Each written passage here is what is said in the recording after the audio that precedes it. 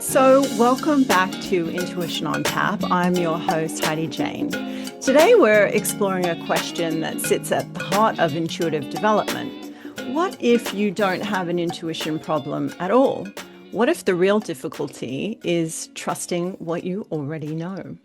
My guest today is Dina Berrin, an intuitive guide, coach, teacher, and author who has spent more than 25 years working with thousands of people navigating major crossroads in their relationships, careers, families, and personal growth.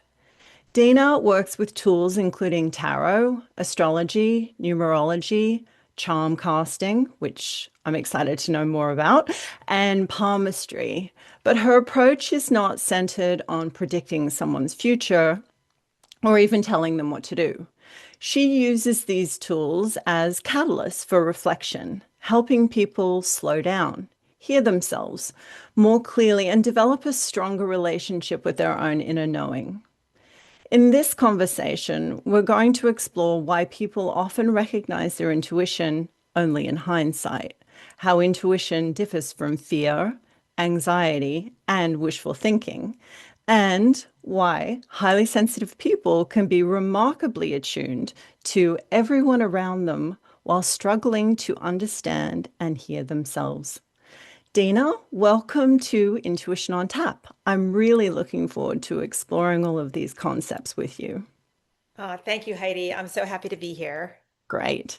So, after 25 years of working with people at major crossroads, how have you reached the conclusion that most people don't have an intuition problem? They have a trust problem. Like, what have you repeatedly seen in your work that led you to that understanding? Yeah, well, I think that we tend to think that intuition needs to arrive with like an enormous sign, like this is your Yes. intuition. We want the universe to send us a billboard, preferably with our name on it, maybe with a date, maybe with some instructions. But you know what? I find that intuition isn't really like that. It's often incredibly ordinary. And it's the feeling that you have when you're walking out of an interview and something feels off, or it's meeting somebody that everybody else thinks is just wonderful and thinking, I don't know why, but something just doesn't sit right with me with this person. Or the opposite. It's an opportunity that makes absolutely no sense on paper, but something in you keeps saying, go. So the problem is that 5 minutes into this thinking, our brain gets involved. Yeah. And now we have 14 reasons why our intuition must be wrong. So I feel as though this is where trust comes in. Yes. So I don't feel that we have an intuition problem because we have feelings all day long and, instincts and ideas, but it's our brain. And I am the first one to raise my hand and say I am an overthinker, but that is what often gets in the way. So that is what I feel like I've learned. And I've also learned from, being human. Yes, of course, of course. And I have often said that to my clients in the past as well. Like people expect this, like the voice of God to come down upon them or something. I don't know. And then if it's not that dramatic with like lightning flashes and thunder rolling, etc., that they feel like they didn't get the intuitive message. But oftentimes that intuitive message is very subtle, very calm, very clear. And if you're not kind of, from my experience, tuned into yourself, yeah, you can miss it. And just to your point about the mind engaging, I call that evidence collecting. The intellectual mind will go off and go, let me find all of the different reasons why this won't work, or why this doesn't make sense, or why, this may be wrong. And I think also sometimes we then extend that out to our ecosystem. we evidence collect for the people. We ask for their advice. What do you think I should do? What do you think this means? And so then you've got like, 10, 20 different people's attitudes, opinions, patterning and then influencing you as well. So it's like, what? How do I differentiate this? And I guess that brings me to my next question. So when someone comes to you for guidance, how often do you sense that they already know the answer, but don't actually trust themselves enough to act on it? Well, I think that that answer is quite often. Mm, And, so many things were just like running through my head when you were just saying, you were just explaining your evidence collecting. And like, it made me think like, why do people ignore their intuition? And honestly, I feel as though some of the top reasons why I notice that people ignore their intuition are surprising. And what those are is that, first of all, sometimes we don't like the answer mhm. that our intuition is giving us, which is why Yeah. we go and ask, all of our close friends and the coffee, the guy at the coffee bar and Yeah. all these different, the person standing next to us at the post office. But sometimes the answer that our intuition gives us is inconvenient. I mean, it could be disappointing to somebody. It could mean changing our lives. And sometimes it means admitting something that we've been trying very hard not to know. Yeah. So sometimes we've been taught to trust, as you mentioned, everyone else's opinion before trusting our own. Parents, teachers, partners, experts, friends, social media. I mean, the list goes on and on. So even when something inside of us says, this isn't right for me, we immediately start collecting outside Mm, opinions, as you mentioned. And this is one of the things that I see again and again in my readings. So somebody will ask me a question, I turn over a card, and before I even have the chance to finish explaining it, they'll say, I knew it. yeah. And Yes. then sometimes I want to say, okay, then let's talk about that Yes. because that's the interesting part. If you knew, why wasn't knowing enough? Yes. And that question can change everything. Of course, of course. And I think it's really a pertinent point right there. I myself have done lots and lots of readings over the 20 years that I've also been working, similar to you, I think. And, one thing that I was very aware of with my clients is not to create that depend or not to allow people to create a dependency on, coming to get readings or depending on externalizing the questions or the issues and really taking responsibility for their own lives. And I think to your point of, coming back to why are you asking everybody over and over again when you already know the answer to the question? And it's often, as you said, because they don't want to hear the answer. They don't want to hear that perhaps the person that they've fallen head over heels in love with is going to leave their wife for them. Or they don't want to hear that maybe that job isn't aligned with, their skills, their happiness, maybe even what they're here to do.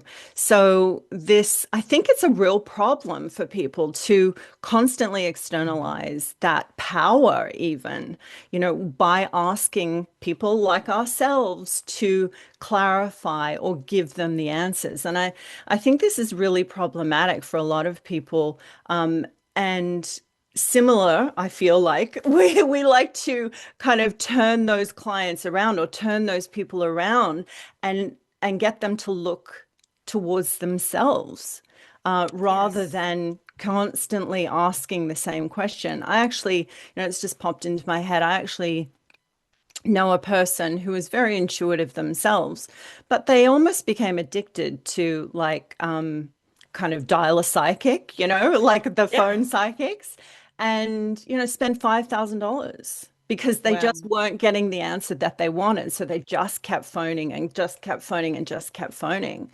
And so that is also this problem of again, externalizing your power, externalizing that sense of inner knowing because you're not getting the answer you want. I couldn't relate to that more. It's funny when you were saying that, I was like, you have hit it on the nose. And it's funny. So back in 2018, I became a certified life coach. So I have been reading tarot cards for like about 30 years. I mean, I've been reading it for a lot longer than I Yeah. have been a life coach. I'm approaching, 8 years being a life coach. But I feel as though that was the fork in the road. When I became a life coach, it no longer was about me providing information for you because who knows you better Yes. than you? So whether, and once again, like as you mentioned, these people that we're calling the 800 psychic lines, a lot of those psychics, I mean, I don't mean to throw shade on anyone, No. but a lot of them read off of scripts. They're Yes. not actually psychics. And I have had clients come to me, and once again, we all have our trajectory. And when I was earlier in my reading journey, people would come to me and they would want to know, like, am I going to get back together with my boyfriend? Or, and that's like the classic question. Yes. And what we would do is maybe I would turn over a few cards, and if the answer wasn't what the client wanted to hear, they'd say, "Can I ask you another question?" And then they would phrase that exact same topic and theme in a little bit of a different way to ask the card. And I'm like, you know what? I got 78 cards in my deck. And if we keep turning over cards, eventually you're going to get a cup. Yeah. Eventually you're going to get the card that you're looking for. And so I what I really wanted to do once I became a life coach was I said to exactly what you said. I do not want to be people's, constant The source of oracle. information. Yeah. I want to give them the tools so they can then be like, oh, this is where, when you get a feeling for something, does it happen in your gut? Does it happen in your brain? Does it happen, like, where does it happen Mm. in your body? So you can then become familiar with that. So the next time that happens, you're like, oh, that's that feeling. Yeah, that's That amazing. so you want, like, and so it's Yeah. I feel that I have become, and I do teach, but I do feel as though um I am not only a reader, I am also a teacher. Yeah. I'm here to give you tools because I don't want you to become Addicted dependent or or dependent. addicted to Yeah. me. Exactly. I want you to become self-sufficient and Mm. self-trusting. And so, do you think that people are genuinely looking for that information, or do you think maybe perhaps it's also sometimes them looking for permission or certainty or relief from the responsibility of choosing? Yes, I think all of the above, but I do sometimes people feel as though the weight of responsibility is very heavy and they Yeah. feel as if, if like, what if I make a mistake? What if I misread Mm. this situation? And listen, I mean, I'm a life coach as well. We can talk out the potential outcomes. Like if Yeah. we do plan A, if we do plan B, like what are the potential outcomes? But deep inside, I have to think like if you're making a decision for work or if you're making a decision for your personal life, once again, I just showed up. I don't know all of the other Yeah. dynamics. I don't know all of the other ripples and the people that are going to be affected by this. Like you need to be able to, I can give you an insight in and I can give you an outsider's perspective. Like this is why I use numerology. This is why I use a lot of different tools because in my readings, I feel as though if the numerology and the tarot cards and even the charm reading gives me a similar message, it's almost like a Venn diagram. All of a sudden, I'm getting overlapping information. Like, when you hear Yeah. something one place and then you hear it again and then you hear it again, you're like, that's weird. I Yeah. heard that same piece of information three different places that were completely unconnected. So that's what I'm looking for. And I also want to be like, well, how does this feel to you? Yes, exactly. And I completely agree that that self-trust and that I guess that sense of knowing yourself well enough to understand what is true for you or not is just so paramount, but it's also really tricky for a lot of people, right? It is. Because at the same time, they are trusting, you know, you, they're not trusting themselves. So, how do you feel like you turn that around for them? I mean, other than like validating what they already know, what, I guess, tools do you give your clients or the people that you work with to be able to understand whether it's anxiety, whether it's fear, whether it's, I guess concern about disappointing or disappointment? What tools do you give them or how do you support them through that?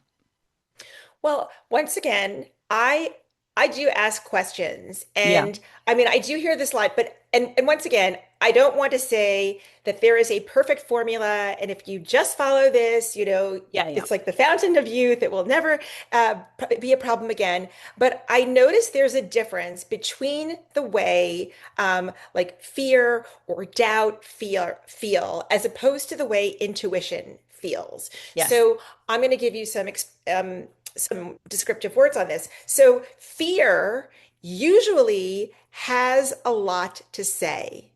It argues, it catastrophizes. What if yes, this happens? What if I make a mistake? What if they don't like me? What if I regret it? yeah, But intuition is a little bit more simple. It's more, it's saying like, this doesn't feel right, or a nudge to make that phone call or to not go, when you were invited somewhere and you just get that feeling like, I just, something feels off. I don't want to go. Trust that. Apply for that job. Wait. Sometimes you're just feeling like, you know what?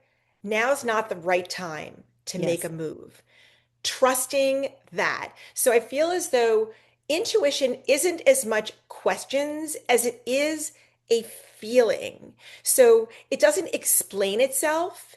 And I know we all want evidence. We all yeah, want intuition to present itself with a PowerPoint, but sometimes it doesn't. Sometimes it's just this inner knowing. But I do want to make a mention because I know that you talk a lot about nervous system regulation. yes, So I don't want to make this distinction like so absolute. Like I don't want to oversimplify this because our histories matter. yes, Anxiety matters, trauma matters, our nervous systems matter. So sometimes what feels like a warning is fear. Sometimes what feels like intuition is actually an old protection system that we've yes, used. And that's why I don't think that the goal is to blindly obey every feeling that we have. The goal is to become curious about yes, ourselves. So here's like you're saying, like, what do I do with my clients? So here's what I do. Instead of just saying, yeah, that's a great feeling, go for it, kind yeah, of thing. I'm not the leap before you look kind of person. What I want to know is, well, what are you feeling around this topic, around this conversation, whatever it is? And where in your body are you feeling it? yes, So then I'd like to know, have you ever felt this feeling this way before? And is this a familiar feeling? Is it hmm, a familiar fear? Is there information here that we can, point you, some of your yeah, attention at? yeah, And so I feel, and so all of these, what am I feeling? Where am I feeling it? Have I felt this before? Is this a familiar feeling? All of these are questions that build curiosity and they allow us to be a little bit more discerning. So then we can start maybe being like, okay, there is a little bit of fear in this, but every time I feel something like in my heart, it's or every time I feel something like right, where my solar plexus is, or like we can then what I want to do is I want to have a conversation about it. So I am not one to be like, oh yeah, take that and just run with it, because especially if people have histories where they don't know how to Yes. trust themselves because they don't have maybe a support system or they have had something come up in their upbringing or they're just a highly sensitive person. Yes. I want to feel like, I am here. I feel like I treat all of my clients like I look at them as like my children. I want to protect them. I Yes. want to ask them questions. I want to know that I'm here to listen to them. I'm not just trying to like shove them out the door and be like, just do it. If you see how, I'm like, I don't want people to just take a leap. I want them to take an educated chance on themselves. And I think that's a beautiful point because in this kind of modern hustle culture, we are being programmed constantly to just keep pushing and just keep, pushing through the pain and keep going. And you have to achieve, regardless of what maybe your body, mind, spirit are kind of screaming out to you. So that's one aspect of it. And I think also, to your point, which is just brilliant about that nervous system activation, like how do you determine if you've always had or you've come from a traumatic, perhaps childhood or relationship or situation where you've had some nervous system activation and that has aligned with a lot of anxiety, a lot of fear-based thinking, and also the physiology of it, right? So it's not just oh well, I just need to deep breathe and calm my system down.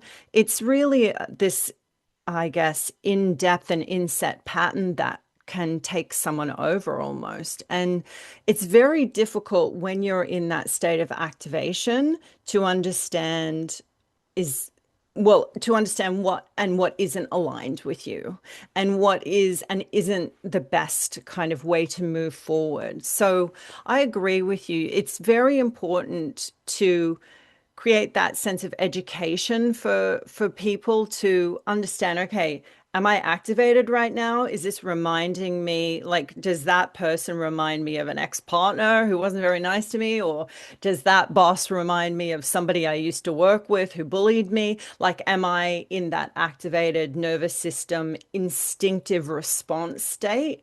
Or am I in a this is clear intuitive guidance about how best to move forward? And I think there's not necessarily one thing that we can do. I feel like if if it's taken you 40 years or 50 years to have created this pattern of being in the world, it takes more than one meditation or one Yeah, of session to course. be able then to Yeah. reverse that because it can be so deeply ingrained. And that kind of leads me to a topic that I'm certainly passionate about, which is highly sensitive people, or what some people refer to as empaths. And so, from your perspective, how do you work with more highly sensitive people versus, I guess, the regular sensitivity people? Yeah, yeah. Well, sometimes I see highly sensitive people can be incredibly good at reading everybody else. Yes. They walk into a room and they immediately know, oh, she's upset. He's uncomfortable. Something changed between those two people. My friend needs something. And sometimes they know all of that before they even ask themselves, how am I doing? Mm, And that's the problem. Being tuned into everyone else isn't necessarily the same thing as being tuned into yourself. correct. So if you're constantly scanning the room, accommodating other people, or trying to keep everybody comfortable, your own voice can get buried underneath all of that information. Yes. So honestly, what I think about these empathic people is the like what I put together, kind of like peanut butter and jelly, is empathy and boundaries. So I think boundaries are an essential piece to the intuition puzzle because if I don't know where you end Yes. and I begin, how do I know whether the feeling I'm having belongs to me? Correct. Sometimes the intuitive practice isn't becoming more open, it's learning when to close the door.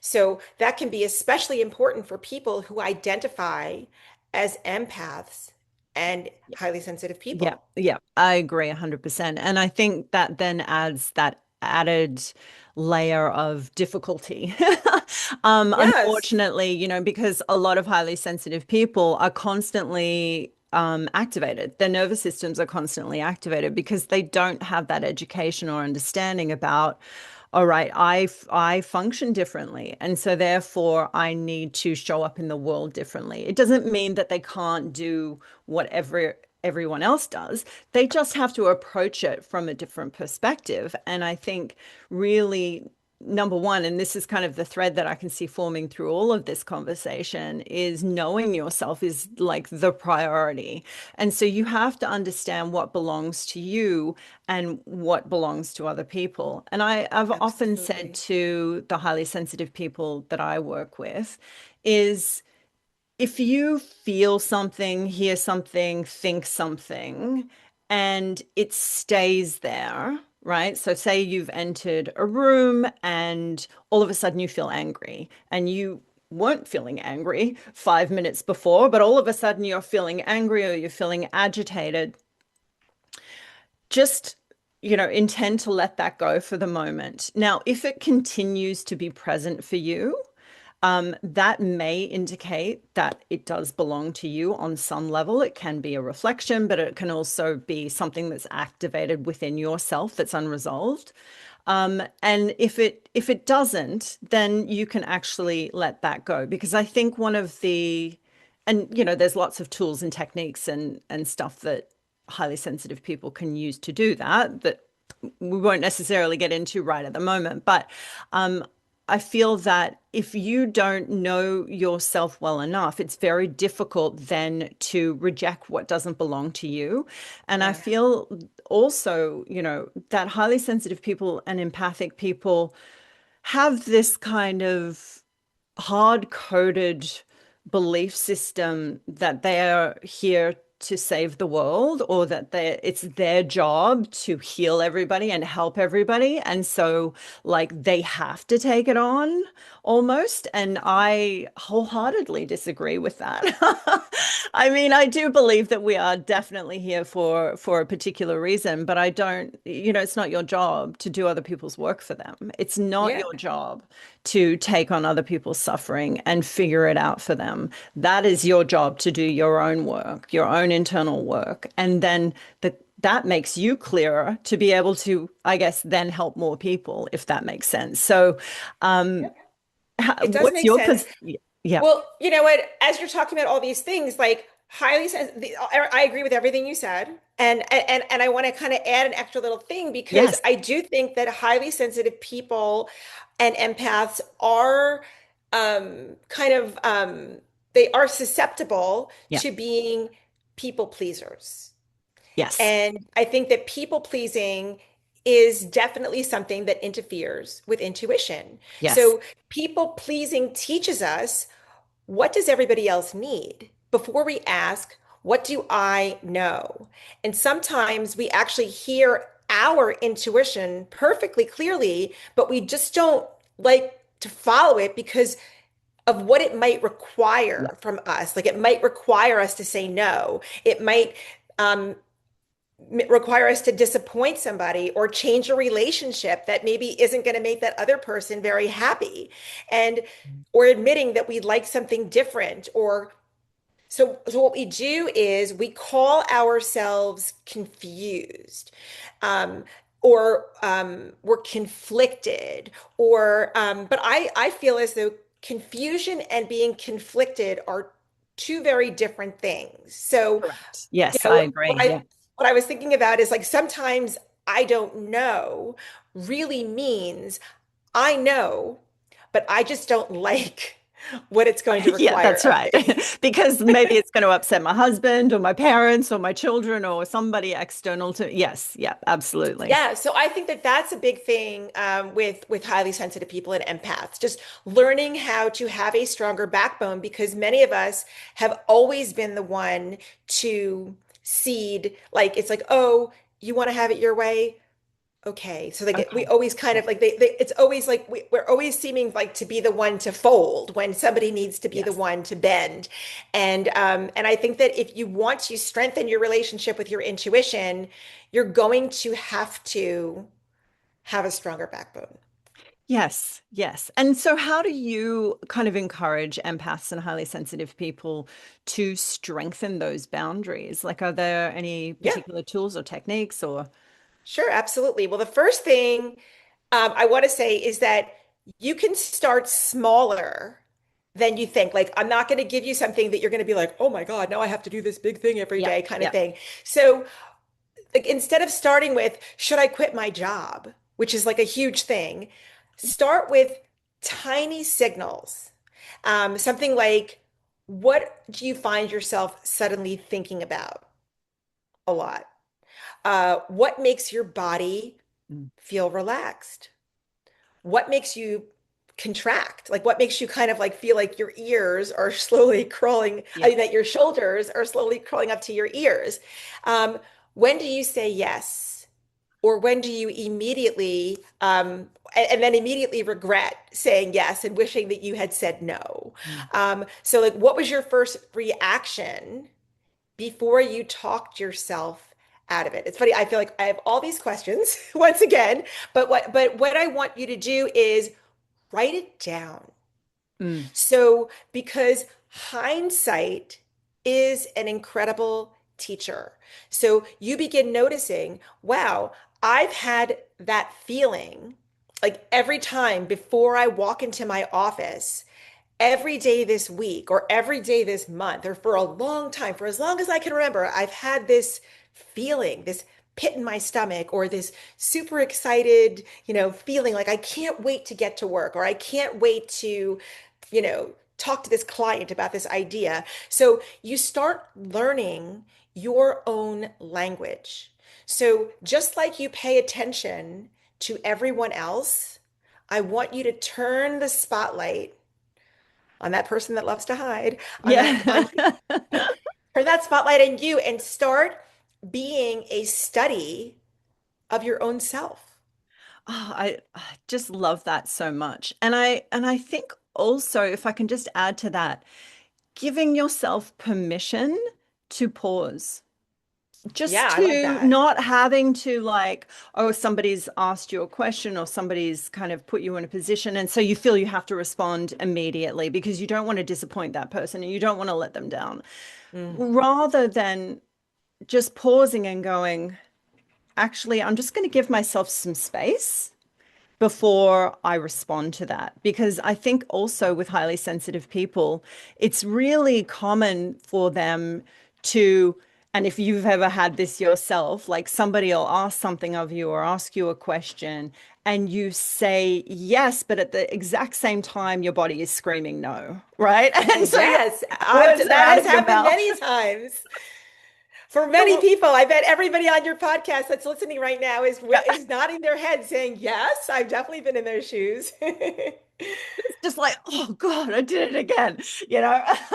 And And then then you're mad at yourself. yes, yeah. And I think compassion is really important as well, particularly for sensitive people, because, I feel like we're very, very hard on ourselves for probably not great reasons, because we're always wanting to perfect it and get it right and do the best and be the best for people.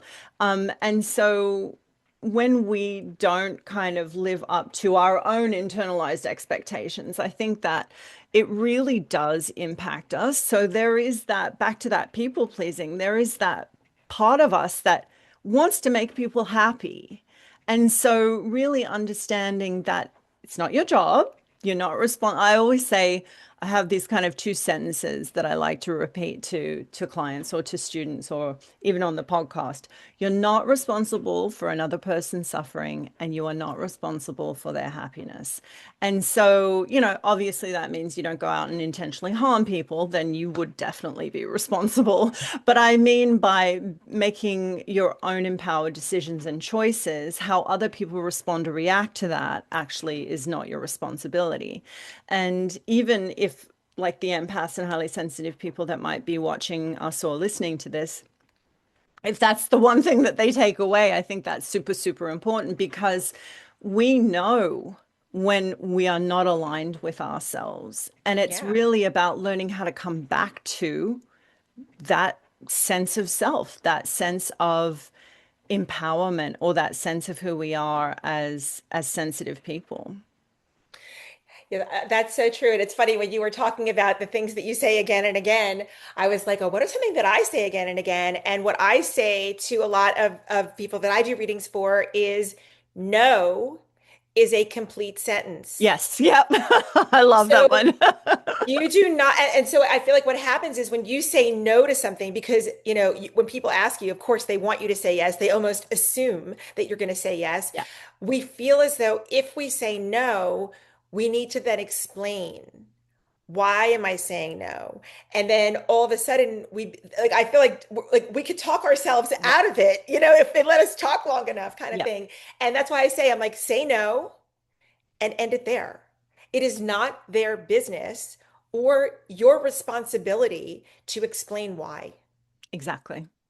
Yes. Yeah. So, I yes, love all the that. things that they are not responsible for, let's add no to the list. Yeah, absolutely. And I think like that might just lead us into this.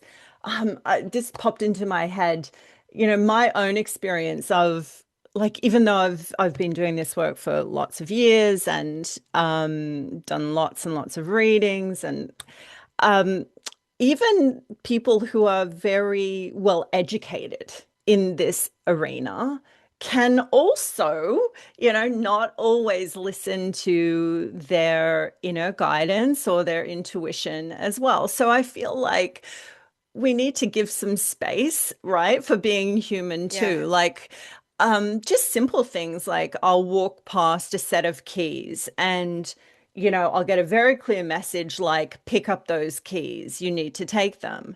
And then I'll kind of like start internally arguing with my intuition, going, why would I need those keys? I'm not going to that office today or whatever it is.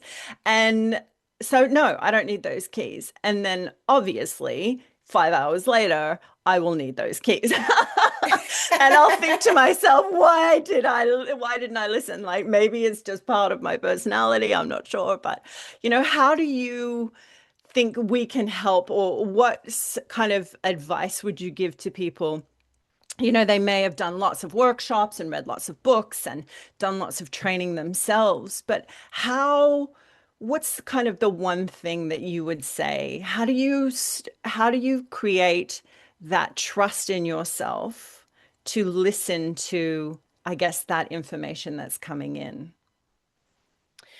Well, you know what I asked myself the question, what did I know before I started Nice. over explaining this to myself? Yeah. So like before I started trying to, fit it in a box and, put a little Make it bow on pretty. it kind of Yeah. thing. Exactly. What do I know? And it's like, you know what? It's not going to kill me to bring the key with me. It's not, it's like I sometimes and then I go with it. Like I feel like I try to because once again, I have this word called analysis paralysis. We could Yeah. get into this decision-making loop that we get into. And I know that if I start overthinking, that I'm going to still be standing here. I'm like, okay, now I'm running late. Now it's like because I wasn't sure if I should, bring this, I'm like, you know what? Throw the umbrella in the bag. Just bring the keys, Yes. kind of thing. Yeah. It's not gonna be the worst thing. But I really started asking myself before I started overthinking it, what was my original thought? And then if it makes sense, I go with that. I'm like, what is my gut telling me? I have a very strong gut instinct for things. And sometimes I'm just like, I don't know why, but I'm just gonna go with this. Yes. And I trust that. I've been working, but once again, it's like a muscle.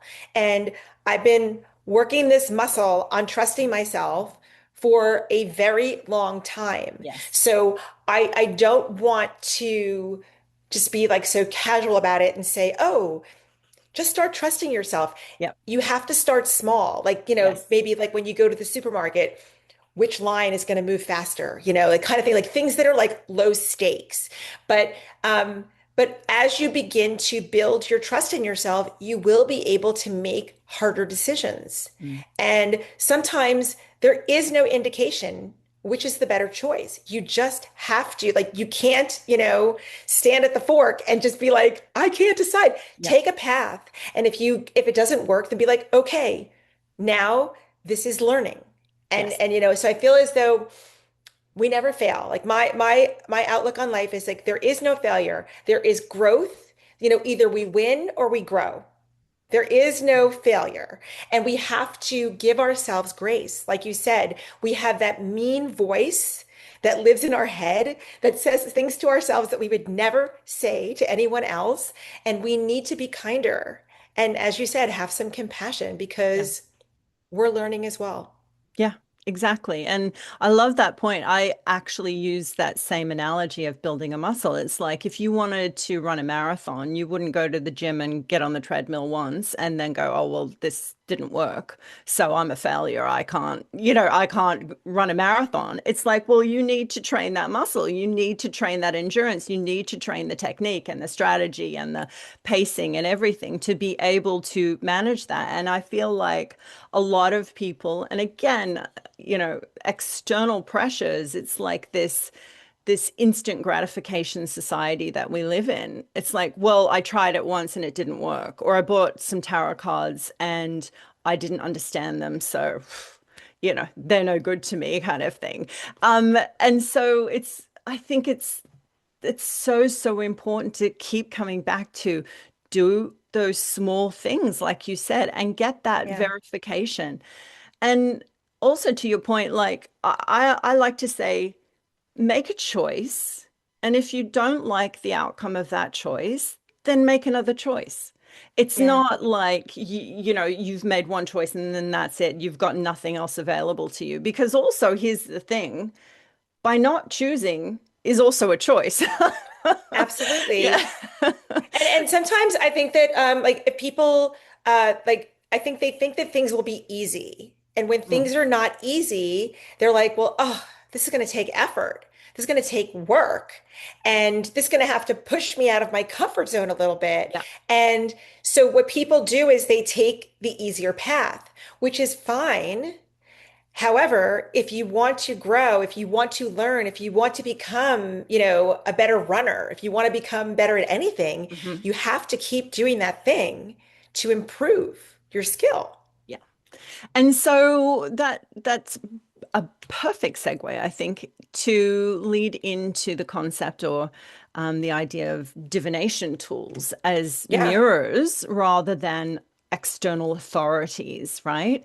And so I've always seen the divination tools as a tool, as a Yeah, they're reflection tools. of what's living within us. But unfortunately, I think a lot of people, this word just keeps coming up, externalize their power into that item or into that object.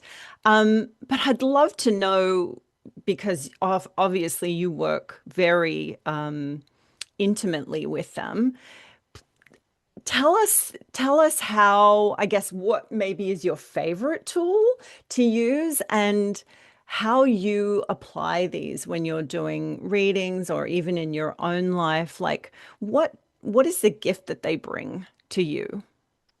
Well, um, it's just like asking a mother to choose her Yeah, favorite I child. know. Sorry about that. That's a very hard question. But it's funny. My first love was tarot. Like I was obsessed with tarot and I studied tarot. And I think that like, I guess one thing that I can tell you is that I would study one uh modality at a time. Like I did not start studying astrology and like Yeah. it's like it's all encompassing. And I feel as though if you study too many things at once, it will confuse you.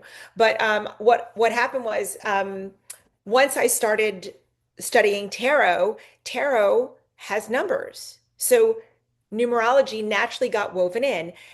Astrology is woven into the cards too, because all of the cards have astrological associations.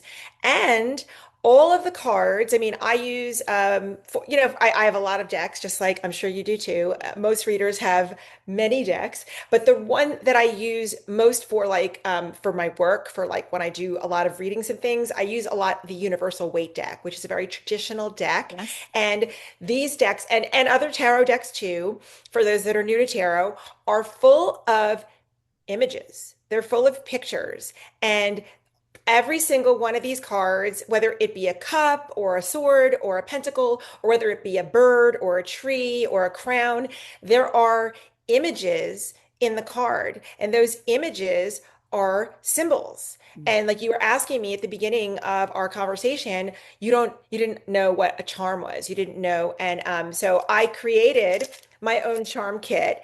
Amazing. But the thing is, and in here, there are in this specific kit I have here, this is my kit, so I have like 100 charms in here, but not all my kits have like 100 charms. But I'm going to show you a few symbols that you might recognize. And honestly, every symbol in my charm kit is recognizable. So Yes. I showed you a butterfly Yep. for those that are on Listening. Yep. yes. So I showed you a butterfly. I showed you a ladder. I'm showing you a rocking Rocking horse. horse, Yep. and I'll show you one more. This is an airplane. And so, but in my charm kit, I have, I mean, I could just keep showing you more and more. Everything in here you've seen. This is a needle. Um, this is a Western boot. I mean, every single one of these charms has, so how I read the charms is I want to know your story. And I'll give you an example of a story. I have one of my I'll look for this charm while I talk to you. It's a bicycle. And so to me, what a bicycle is it's a vehicle built for one. Hmm. When you are on a bicycle, like to me, what I see with a bicycle, first of all, it can represent movement, but movement that is self-propelled. And so when you are on a bike, you get to decide the speed that you are going. You get to decide the gear, like how much tension is going to be on the wheel. You get to decide like what route you want to take. Like, everything is basically your decision. So when I see the bicycle, a lot of times I just want to know, like I'm interested to know their story, but to me, that's often the direction that I'm going in. That, I'm thinking about your own pace, your own Yep. speed, your own decision kind of thing. So anyway, I had I don't want to just completely turn my eyes off of you, but okay, I found it. Okay, so this is the bicycle charm. Nice. It looks like a Yes. bicycle, just like a bicycle. Yep. And anyway, so I had a woman who pulled this charm, and I said to her, "Tell me about a bicycle." And she said, "Oh," she said, "when I was younger," she said, "I was riding a bike and I fell off." And I said, "Oh," and she said, and it scared me." She said, "And I'll be honest with you," she said, "I haven't gotten back on." She said, "I haven't ridden a bike in a very long time." So I thought to myself, well, all of my ideas of a bicycle, of speed and movement and forward, Yes. I said, this is not about any of those things. This is about fear. And I said to her, Mm. okay, I said, I feel, and to me, it's like the bike is about moving forward. But to me, she wasn't moving forward because there was some fear. So Yes. I asked her and I said to her, let me ask you something. And I said, and this may be completely off base. I said, but is there something that you are not taking action on because you are afraid, because you feel fear? And you have maybe told yourself, just like you tell yourself, I can't get back on a bike. Yes. Maybe you tell yourself, I can't do this thing. And she said to me, that's so crazy that you said that because I've been offered a job and I'm afraid that I can't do it. Like she says, I'm afraid that I won't be able to do the job and like I won't be successful. And she said, everybody's like, you have to take this job. This is a great opportunity. She says, but every ounce of me is pulling back. Afraid to move forward. Right. And I was like, okay, this is so crazy Yeah. because and so we were and I said to her, well, this is and anyway, so sometimes what we do is we take a symbol. And so what I do, like, and so when you were saying, you asked me like, how do I, which of my tools is my favorite and how Yeah. do I use it? But what I do is whatever tool I'm using, and I just wanted to explain to you the charms because you hadn't seen them yet, and I do love my charms very much. But I see every either card or the details of the number or the charm as a mirror. So this is you looking back at you. This is you saying, "Here I am." Yes. And the bicycle was saying is, "Here I am. I'm afraid." And I said, "Okay, well, just like you could get back on the bike. I know that you haven't done it in like, 20 years, and that may sound like a long time." I said, but it's never too late. And I'm like, what would it look like? And this is where my questions come in. Like, what did your gut say to you before your brain got involved and started like over analyzing and telling you all the reasons why you shouldn't take this job? Mm. Like, yes, what if you fail? But my question is, what if you succeed? Yes. Beyond your wildest dreams. Like, what if it works and you didn't take this opportunity? And then, like, what other opportunities are you losing out on because you said no to this? I don't know. So, anyway, I feel as Yeah, I though, love that. I love that. And so just from a purely practical yep. perspective, how do you do a charm reading? So do you like shake them up and the client without looking chooses them, or do you throw the charms into a like a spread? Or I'm just interested to know a little bit more about that. Well, I use them, once again, it's like I have a lot of them in here. And so it depends. Like I do a lot of events. So usually when I do events, I do shorter readings. So then I just let them pull Yeah, one charm. Because let me tell you, I could talk about one charm for a long time, just like I could talk about one card for a long time. got I'm it. sure you could too. But what I also do is I have like a cloth. And what I'll do is I'll say, like, if the person is in front of me, I'll say, take a small little like a little scoop, like I keep them in a teacup, and I'll say like just take a few, maybe like three or four, and just like you don't look, just drop them on the cloth. And each area of my cloth has like work, like it has like Yep. different areas of your life, like relationship, all these different things.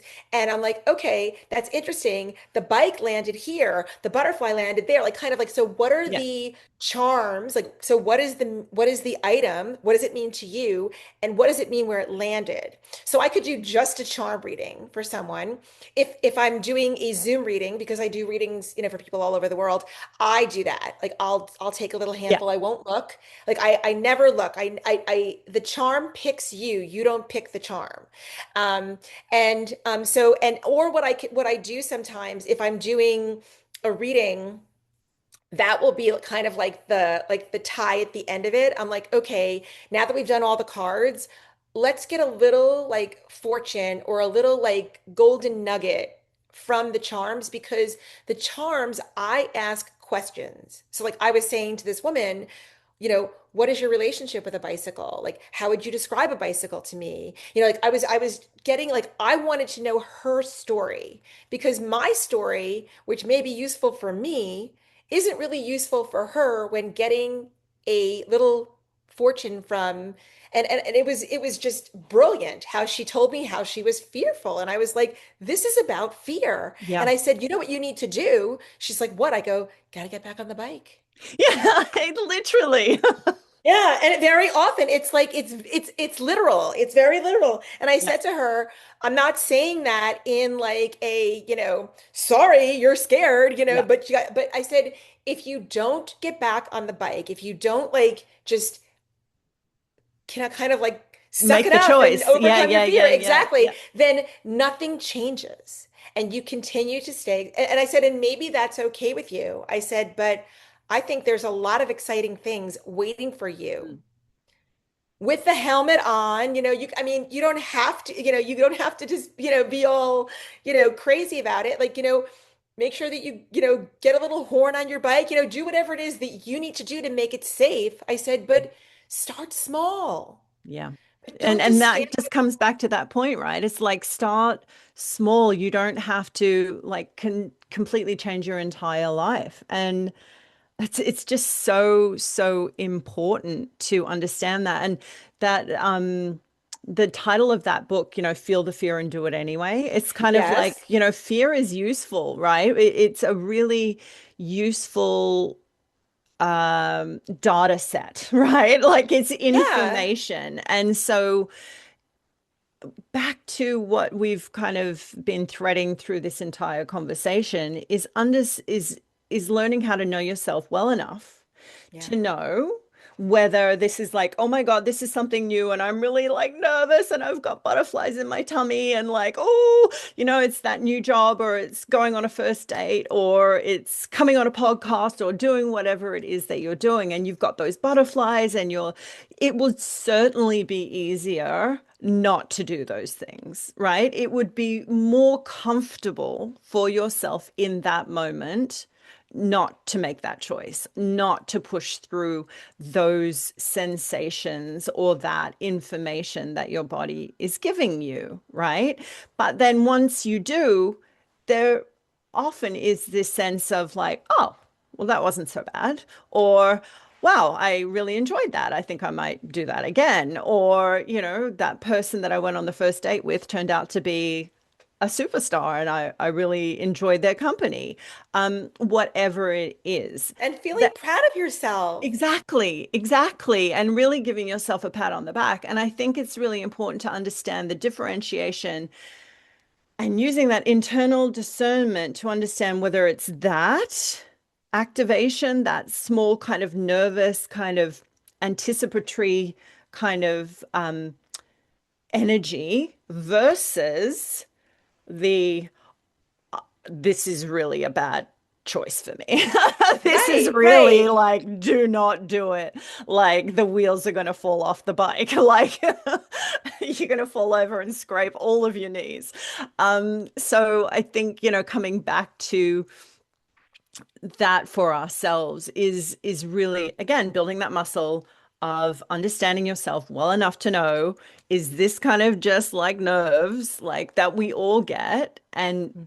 how do we learn to push through that versus a really large sign of like, this is not a great pathway Right, right. for you to kind of continue on. It's just so interesting, this conversation. I find it so I fascinating. love And it. And yeah. yeah, And so I everything that was you just could going to, think is very aligned with what I yes, think. I know. It's amazing, isn't it? And so I was just going to say, and I think that, the tools, and maybe you could speak a little bit more to this, the tools that you use are just that reflection. And I've always seen like the tarot as like archetypes, that I guess without getting into the Jungian psychology of it all, but it really activates us on that unconscious deep level that we might not be intellectually aware of, but we feel like that level of activation or resonance when we see that image or when we see those symbols being shown to us. Um, I guess what's your perspective of that? Well, I mean, there's so many different ways to read the tarot. And yes, I mean, you can do tremendous amount of shadow work with the Yes, tarot deck. But I remember, I mean, I studied tarot with these two wonderful teachers for like when I first started studying tarot, they taught class every Monday night, and I was hooked when I started, and I went literally every Monday night because what they would do is they would teach the entire deck in a year. And then card by every card. year, right? Yep. Yeah. And then every year they would change how they taught the deck. So it's like maybe you taught it, learned it from a color perspective, then you learned it from a numbers perspective, then you learned it from an astrological perspective, then you learned it from their titles. Like we kept on learning it in a different way. I went every Monday night for 8 years. Oh my God. And I learned Wow. that deck, but they taught me things. I remember so there's something called tarot birth cards. And when I learned my tarot birth cards, it's funny because um, you know, I mean, I've always been interested in all things divination. Like from when I was a little girl, I was interested in this kind of stuff. And I always felt like it was something to be hidden. It was something to be secretive about because I thought that Yeah. people kind of would label it as weird. And I didn't want to be labeled as weird, but I always had this little secret inside of me. And it was funny, one of the words that was connected to my one of my birth cards was the word unconventional. That somebody with these birth cards, they're an unconventional person. And I was like, yes. Yes, I Right. am unconventional. And it seemed like so many of these words that I didn't know how to connect myself. It was like my tarot cards understood me in a way that I was like, I'm home. That's Like so it was like beautiful. coming home. And I felt like I want to do this for other people. I want other people to know that whoever they are, like whatever, like their weird little freak that they are inside, that they think, everyone's Yeah. going to be like, no one's going to want to know this about me. Like, it's funny because now the thing that I hid when I was Mm. younger is the thing that everybody wants to know. How did you get started on this? How long have you been doing? Like, everybody wants to know my origin story. It's like, if I could talk to that little girl in me that was so afraid to share this, um, she would be amazed. But I just feel as though there's so much for the tarot to show you and tell you about yourself. So this is a great path. Like, and once again, it's not easy necessarily to learn the tarot. Like I studied it for 8 years, but it was like a glorious 8 years. And I like, looked forward to going to class. Like Mm. I couldn't wait to get there. I couldn't wait to learn more. And that's how you should feel about, learning about you. Of course. Of You should course. Yeah. want to eagerly get to kind of like peel away the layers, just so you can be like, well, what's at the heart of this? Mm. And if I can help somebody begin that, to find that to me is the biggest joy of my life. Like this work has been the biggest, just it's been so unbelievably powerful and just enlightening for me because I feel as though as my eyes have been opened, I know how now I can kind of like guide people and be like, here's something that maybe you didn't know about yourself. And here's something you can hold on to when you feel like you can't say no, but you really want to, you know? Yeah. I love that. I so love So, that. so And anyway, I so love all the tools. yes. And I know that we're kind of I have to be aware of time, but I also am really interested when you were a child, just to learn a little bit more about you and your story. When you were a child, did you have people around you that were really encouraging, or it was just kind of this internal knowing that, as you said, you're a bit like different from everybody else? Did you No, have my support with grandmother. that? Oh, okay. My grandmother was very into astrology. She would talk Perfect. about people like they were their astrological signs. And it's funny, my mom is Pisces, and while she's so entertained by what I do, like she loves what I do. I always say to her, you're the original like empath. Yeah. I mean, as a Pisces, she would know, like she would get feelings, like she would just tell me sometimes, like, she would meet a friend of mine once and she'd be like, oh, they're a little bit lost right now, or what's their relationship at home like, kind of thing. I don't know if they get support, like, maybe they need a little bit of extra love in their life, kind of thing. My mom would just, she would know. I'm like, how do you know this about people? I'm just like, you amaze me. She's like, that's just me watching, that's just me paying attention. I'm like, and that is what it Yeah. all is in a nutshell, Yeah. paying attention I to. love that. I love that. And so just to kind of close out this conversation, if Yeah. somebody is listening or watching and they feel disconnected from their intuition, where would you encourage them to begin with that? Well, what I would begin with is maybe keeping a journal and starting to write down Mm. how you feel. If you're not interested in writing, if that's not your thing, then I would spend some time walking just like in nature, Yes. being quiet. And I mean, go on a walk. Don't bring your AirPods. Don't be listening to any music or, I love your podcast, but like just have a little Yeah. quiet. And I do feel as though there's so much noise and so much coming at us all the Yep. time that we don't know how to get back to basics. Correct. And getting back to basics is, I mean, once again, not everybody can sit in meditation, but give yourself 5 minutes of quiet. Give yourself a little bit of time in nature. Give yourself time to just write whatever is on your mind and just dump it into a journal so you Hmm. can feel lighter Yeah. and see what comes up for you. But if you feel inclined, I mean, find a deck that speaks to you. It doesn't have to be a tarot deck. It could be an oracle deck. It could be, or any other type of something that makes you feel like it's yours. Yeah. And I just want you to know, like, you're worth it. Like, you are worth the time. You are worth, carving out that little block in your schedule and do not give it away. Keep that for you, Yes. and you'll begin to see the value in it. Yeah. Start slowly by building that muscle.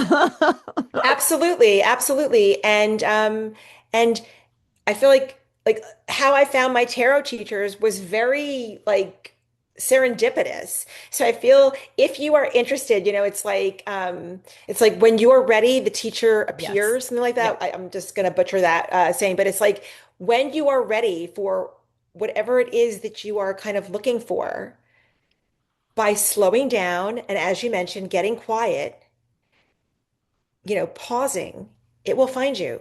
Yeah. I agree. I do believe that we create opportunities in our life by our willingness to be open to them in the Yeah. first place, and again, going back into that, the external noise that is kind of projected to us constantly through social media, through our phones, through everything, everywhere in the Western culture, it can be hard to then retrain your mind just to be still, just to be It's the quiet. hardest thing. It's It is because really, we're yeah, so, yes, we're so trained to overstimulated. move. Mhm. You know? Especially now because we have, our smartphones that Yeah, are, that's right. or That's I right. mean, and TikTok and, YouTube. It's like you're never alone with your thoughts. I mean, I read that they did statistics. It used to be when someone went onto your website, you had 9 seconds, right, to get their attention or to get them in, right? And back then I thought, 9 seconds? What? That's outrageous. And now apparently it's two. It's now 2 seconds before someone will decide, yes, and they've scrolled, they're gone. And They've they're scrolled past gone. to the next thing, right? So I feel like that's very incongruent with being able to develop your intuition, actually. So very simple things that you can do to get back to yourself, nature, even mindfulness. So, a lot of people say to me, oh, I can't meditate. I've tried once and it didn't work for me. Um, Yet again, back Once. into that kind of analogy of the marathon runner. Um, Focus on your breath.